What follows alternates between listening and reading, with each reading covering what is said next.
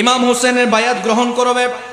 এমন সময়ের মধ্যে মদিনার যিনি গভর্নর ছিলেন তার নাম ছিল ওয়ালিদ ইবনে উকাবা। ওয়ালিদ ইবনে উকাবাকে চিঠি পাঠানো হলো, ওয়ালিদ ইবনে উকাবা, যে কোনো প্রয়োজনে, যে কোনো মুহূর্তে, যে কোনো কিছুর বিনিময়ে হুসাইনের বায়াত গ্রহণ করবা। আব্দুল্লাহ ইবনে জুবাইর, আব্দুল্লাহ ইবনে ওমর, এই তিনজনের বায়াত যদি গ্রহণ করতে পারো, আমি ইয়াজিদের পক্ষে যদি এই তিনজনের বায়াত যদি তুমি নিতে পারো, তাহলে আমার রাস্তা ক্লিয়ার হয়ে যাবে। এই কথা বলে ওয়ালিদ ইবনে উকাবাকে চিঠি পাঠাইলেন। ওয়ালিদ ইবনে উকাবা চিন্তায় পড়ে গেলেন, কারণ হুসাইন হচ্ছে একজন নবীর নাতি। সিস্টেম অনুযায়ী খলিফা হওয়ার কথা হুসাইন, কিন্তু ওয়ালিদ ইবনে উকাবাকে চিঠি পাঠিয়েছে হুসাইন থেকে বায়াত নেওয়ার জন্য। আয় হায়, যে মুলক ইসলাম, যে আলম ইসলাম উপহার দিয়েছে আমার মুস্তাফা, আজকে সেই মুস্তাফার পরিবারকে লাঞ্ছনা করার জন্য বিভিন্ন পায়তারা করে। ওয়ালিদ ইবনে উকাবা চিন্তায় পড়ে যায়। ওয়ালিদ ইবনে উকাবা এবারে পরামর্শের জন্য মারওয়ান ইবনে হাকামের কাছে গেলেন। মারওয়ান ইবনে হাকাম পরামর্শ দিচ্ছে, ওয়ালিদ ইবনে উকাবা, ইয়াজিদ তোমাকে যেই নির্দেশ দিয়েছে সেই নির্দেশ তুমি পালন করতে হবে। ওয়ালিদ ইবনে উকাবা চিন্তায় পড়ে যায়, কিভাবে এই আদেশ পালন করা যায়। মারওয়ান ইবনে হাকাম বলে, এই উকাবা, শোনো শোনো, যদি হুসাইন যদি মদিনা ত্যাগ করে ফেলে, মদিনা থেকে যদি চলে যায়, তাহলে হুসাইন থেকে তোমরা বায়াত দিতে পারবা না। কোনোভাবে হুসাইনকে মদিনা ত্যাগ করতে দেওয়া যাবে না। ওয়ালিদ ইবনে উকাবা একটু নরম দিলের ছিলেন, তিনি একটু চিন্তায় পড়ে গেলেন কিভাবে হুসাইনকে আটকানো যায়। এভাবে করতে করতে হুসাইন সিদ্ধান্ত নিয়ে নিলেন, তিনি আর মদিনার মধ্যে থাকবেন না, মক্কার মধ্যে চলে যাবেন। হুসাইন যেদিন মদিনা থেকে মক্কা চলে যাবে, 60 হিজরি শাবান মাসের 4 তারিখ, ওই সময় হুসাইন সিদ্ধান্ত নিয়ে নিলেন তিনি মদিনা থেকে মক্কা চলে যাবেন। এবার আমার নবীজি দরবারে আসলেন, ইয়া রাসূলুল্লাহ, আমার নানা জান। দু চোখের পানি ছেড়ে দেয়, ও আমার নানা জান, আজকে আমার মাও নাই, বাবাও নাই, আপনিও নাই, আমার নাই বলতে কেউ নাই। আমারে বিভিন্ন ভাবে ইয়াজিদের বাহিনীর লাঞ্ছনা করার জন্য প্ল্যান করতেছে। ও আমার নানা জান, যে মদিনার ধুলোবালি মিশিয়ে, যে মদিনার মাটির মধ্যে আমি হুসাইন খেলাধুলা করেছি, আপনি নানা জানের সাথে আমি সুন্দর সময় পার করেছি, আজকে সেই মদিনায় তারা আমারে থাকতে দেয় না। নানা জান, আমি চলে যাচ্ছি। দু চোখের পানি ছেড়ে দিলেন, কান্না করতে করতে হুসাইন মদিনা ত্যাগ করলেন। মদিনা ত্যাগ করে যখন মক্কার মধ্যে গেলেন, মক্কায় যাওয়ার সাথে সাথে কুফার জমিন থেকে আমার হুসাইনের জন্য সর্বপ্রথম চিঠি আসলো। নবীর নাতি হুসাইন, শুনেন শুনেন, আমরা সবাই আপনার জন্য অপেক্ষা করছি। এই জায়গার মধ্যে ইয়াজিদের সমর্থিত অনেক ইমাম আছে, তাদের পেছনে আমরা নামাজ পড়ি না।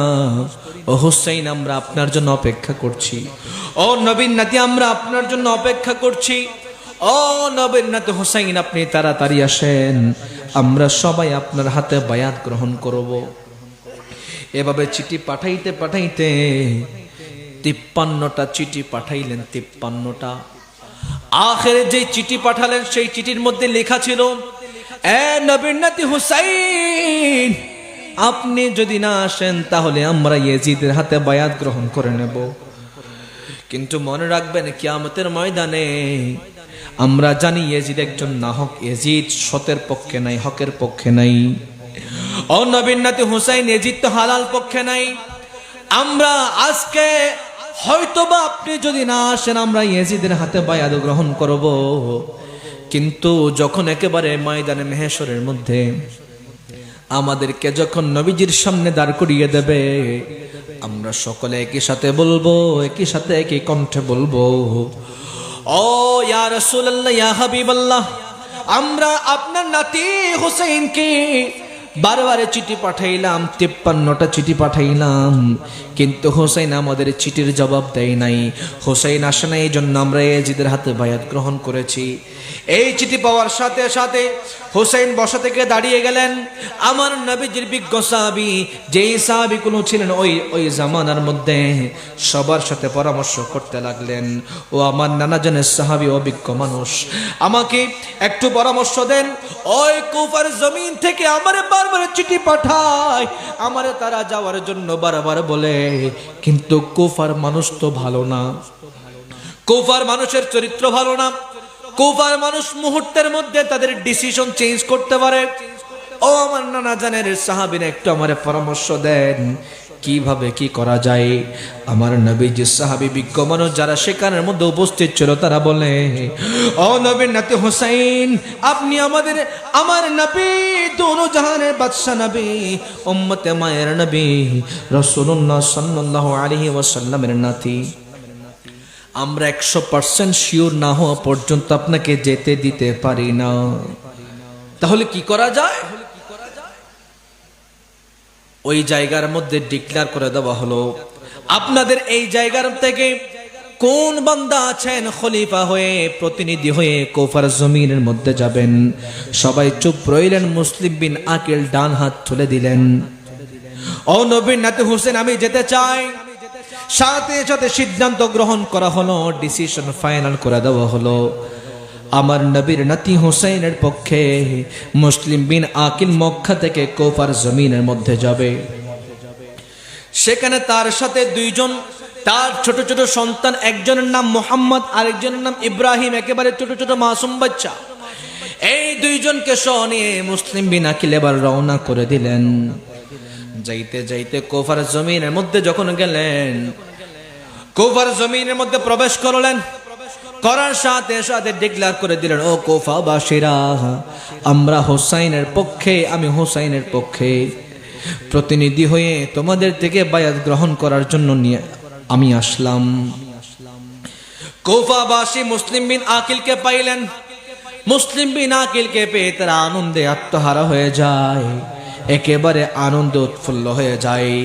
মিছিল দিয়ে, বড় জুলুস করে আনন্দ মিছিল নিয়ে তারা মুসলিম বিন আকিলকে গ্রহণ করতে লাগলেন।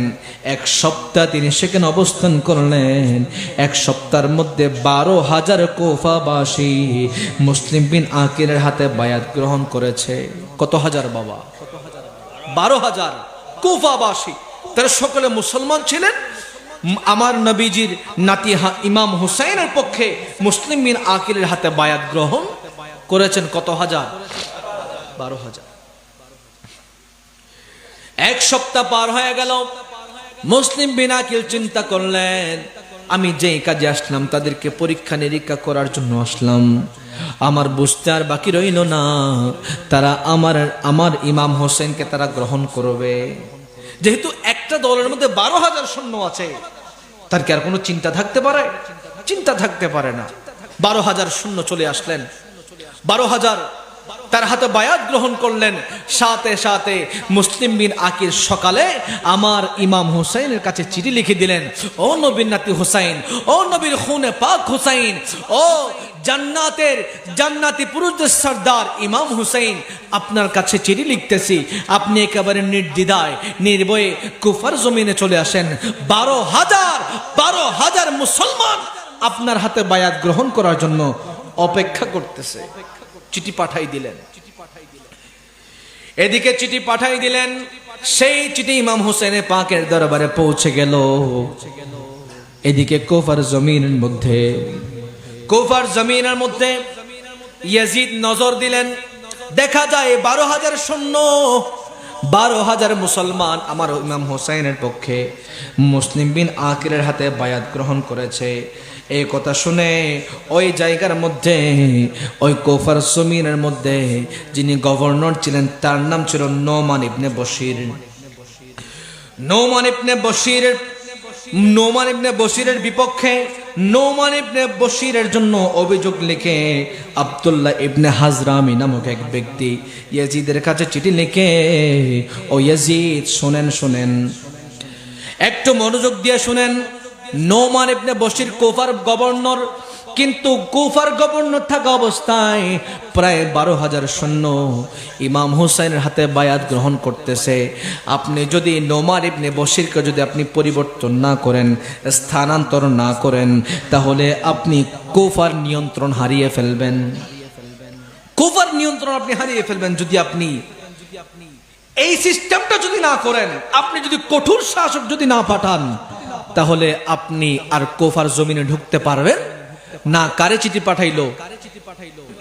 ইয়াজিদ যেতে চিঠি পাই আরো কয়েকজনে পাঠাই।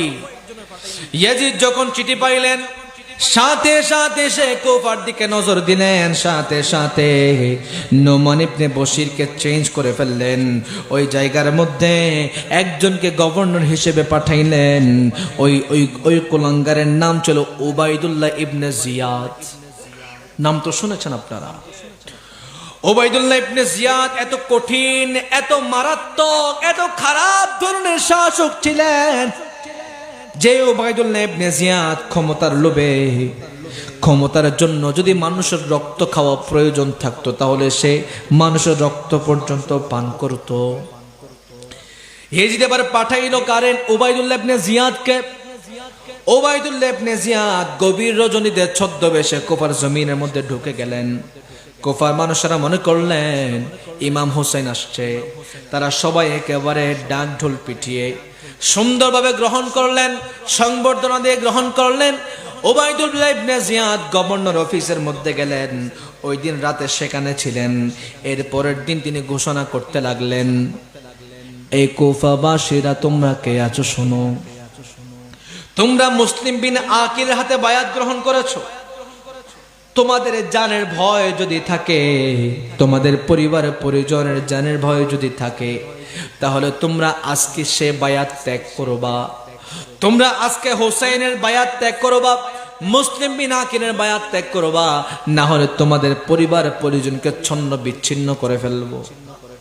এই ঘটনা যখন সব দিকে এলান হয়ে গেল, এদিকে মুসলিম বিন আকিল মাগরিবের নামাজ আদায়ের জন্য ইমামতিতে দাঁড়াইলেন। পেছনে প্রায় 500 জন মুসল্লি ছিল। মুসলিম বিন আকিল যখন সালাম ফিরাইলেন, ডান দিকে সালাম ফিরালেন, আসসালামু আলাইকুম ওয়া রাহমাতুল্লাহ, বাম দিকে ফিরালেন, আসসালামু আলাইকুম ওয়া রাহমাতুল্লাহ। সালাম ফিরানোর পরে যখন পেছনে তাকায়, দেখা যায় আর কেউ নাই, সবাই চলে গেছে। মুসলিম বিন আকিল এবার চিন্তায় পড়ে গেলেন। আয় হায়, তিনি ভয় পাচ্ছে। এদিকে ইমাম হুসাইনের দরবারে চিঠি পাঠাই দিল। ইমাম হুসাইনের কাছে চিঠি পাঠাই দিল, ও নবীর নাতি হুসাইন, আপনি তাড়াতাড়ি চলে আসেন। কিন্তু এদিকে রাতারাতি সিচুয়েশন চেঞ্জ হয়ে গেল। কুফাবাসীরা বেঈমানি করলো। সকালে 12,000 সৈন্য ছিল মুসলিম বিন আকিলের দলে, কিন্তু সন্ধ্যা হতে হতে 12,000 সৈন্যের মধ্যে আর কেউ অবশিষ্ট নাই, সবাই চলে গেল। সবাই মুসলিম বিন আকিলের দল ত্যাগ করে ফেললেন। ইয়াজিদের পক্ষে ওই উবাইদুল্লাহ ইবনে জিয়াদের হাতে বায়াত গ্রহণ করলেন। এবার সব দিকে পরওয়ানা জারি করে দিল, মুসলিম বিন আকিলকে যেখানে পাবা সেখান থেকে ধরে নিয়ে আসবা, যে আনতে পারবে তাকে পুরস্কার দেওয়া হবে। এভাবে বলে যখন ডিক্লার করে দিলেন, মুসলিম বিন আকিল এবং তার ছোট 2টা সন্তান, এদেরকে যারা এনে দিতে পারবা, এদেরকে যারা আমার ঘরে প্রবেশ করলেন, দেখা যায় সেখানে মুসলিম বিন আকিল আছে। সে ওই পুরস্কারের লোভে সাথে সাথে গিয়ে উবাইদুল্লাহ ইবনে জিয়াদকে বলে দিলেন, বলে উবাইদুল্লাহ ইবনে জিয়াদ, তুমি যে মুসলিম বিন আকিলকে খুঁজতেছ, মুসলিম বিন আকিল আর কোথাও নাই, আমার ঘরের মধ্যে আছে। আমার মা তারে আশ্রয় দিয়েছে, তাড়াতাড়ি যাও, তারে গ্রহণ করে তারে সেখান থেকে বের করে নিয়ে আসো এবং আমার পুরস্কার আমারে বুঝাই দাও। উবাইদুল্লাহ ইবনে জিয়াদ এবার সেখানে চলে গেলেন। তার সৈন্যরা সেখানে গিয়ে মুসলিম বিন আকিলকে গ্রেফতার করে ফেললেন। মুসলিম বিন আকিল রাদিয়াল্লাহু তাআলা আনহু গ্রেফতারের আগে তার ছোট ছোট 2টা মাসুম সন্তানকে কাজী সুরাই নামক একজন ব্যক্তির হাতে তুলে দিলেন। ও কাজী সুরাই, আমি মুসলিম বিন আকিল, আমি শহীদ হলো, আমার কোনো আফসোস নাই, কিন্তু আমার 2টা সন্তান এখনো পর্যন্ত দুনিয়াদারি ভালো করে বুঝে না। আমি বাবার প্রেমে পড়ে আমার সাথে চলে আসলো। অসুরাই আমার এই দুই সন্তানকে মদিনার পথের মধ্যে, মক্কার পথের মধ্যে উঠাই দিও, বড় করে বলেন সুবহান। মদিনার পথে আমার এই দুই সন্তানকে উঠাই দিও। কোনো কাফেলা যদি যায়, ওই কাফেলার সাথে আমার দুই সন্তানকে তাদের অ্যাড করাই দিও। এবার মুসলিম বিন আকিলকে গ্রেফতার করে ফেললো। মুসলিম বিন আকিলকে গভর্নর অফিসের মধ্যে নিয়ে আসলো। এরপর গভর্নর অফিসের ছাদের মধ্যে উঠাইলো। মুসলিম বিন আকিলকে এমন ভাবে মারলো, পুরা শরীরের অঙ্গ প্রত্যঙ্গ টুকরো টুকরো করে ফেললো।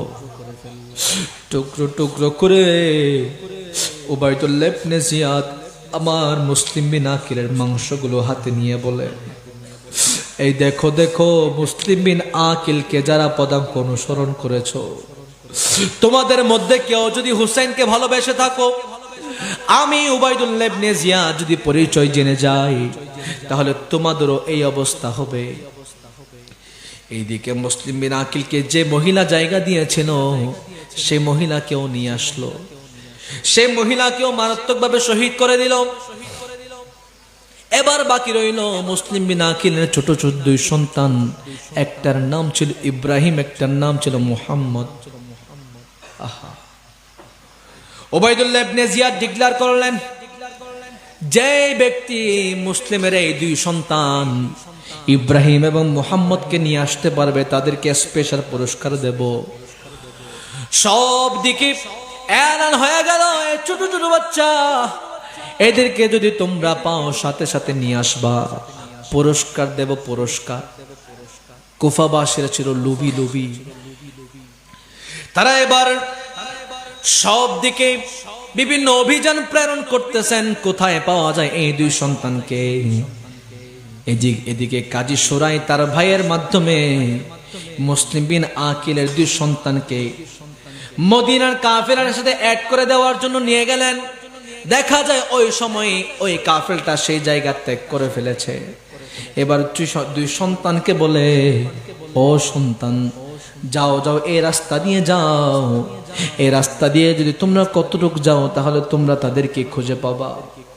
ছোট দুই সন্তান এইদিকেও চিনে না, ওইদিকেও চিনে না।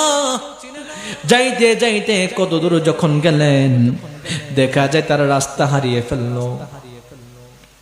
তাদেরকে আবার গ্রেফতার করে ফেললেন, জেল হাজতের মধ্যে রাখলেন।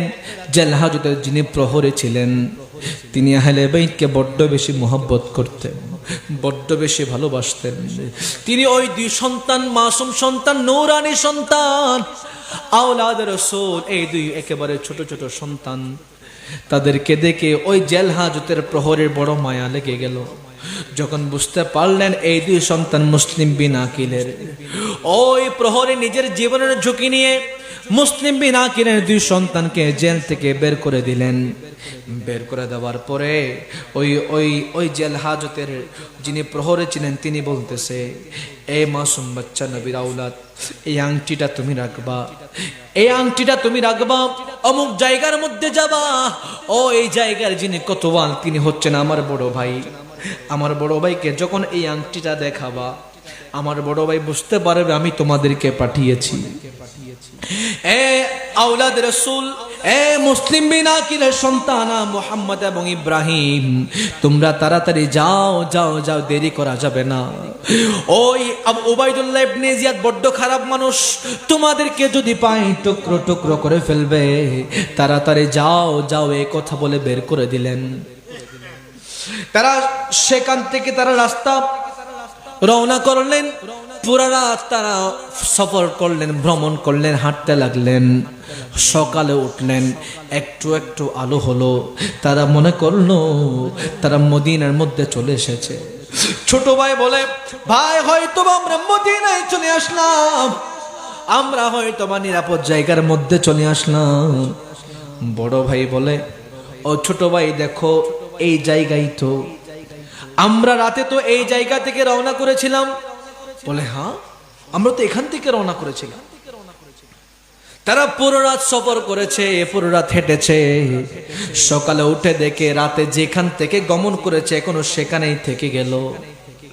এবার তারা একটা বন জঙ্গলার মধ্যে অবস্থান করলেন। মুঝে কো ফওয়ালো মুসাফির ন সমঝো मैं आया नहीं हूँ बुलाया गया हो कि मेहमान बना कर सताया गया हो मैं रोया नहीं हूँ रुलाया गया हो। মুসলিম বিন আকিলের সন্তান মুহাম্মদ এবং ইব্রাহিম তারা যখন ওই জেল হাজত থেকে বের হয়ে রওনা করলেন, দেখা যায় রাতে যেখান থেকে রওনা করেছে সকালে সেখানে থেকে গেল। তিনি এবার একটা, তারা দুইজন এবার একটা জঙ্গলের মধ্যে একেবারে লুকায়িত ছিল। বাবার জন্য মন কাঁদতেছে, হু হু করে কান্না করছে। দেখা যায় ওইখানে একটা পুকুরের মধ্যে একজন দাসী পানি নিতে গেল, দেখা যায় জঙ্গলার মধ্যে কে যেন কান্না করতেছে। সেখানে গেলেন, দেখা যায় দুইজন সুন্দর সুন্দর সন্তান কান্না করতেছে। দাসী ওই দুইজন সন্তানকে নিয়ে মালকিনের কাছে যাচ্ছে, তার যিনি মালিক মহিলা। দুইজন সন্তান যেতে চায় না, বলে আমাদেরকে নিও না, আমরা কোফার জমিনে এসে তাদের মূল চেহারা দেখেছি, আমার বাবা থেকে আমাদেরকে আলাদা করে দিয়েছে, আমাদেরকে নিও না, আমরা যাদেরকে বিশ্বাস করেছি তারা আমাদের সাথে বিশ্বাসঘাতকতা করেছে।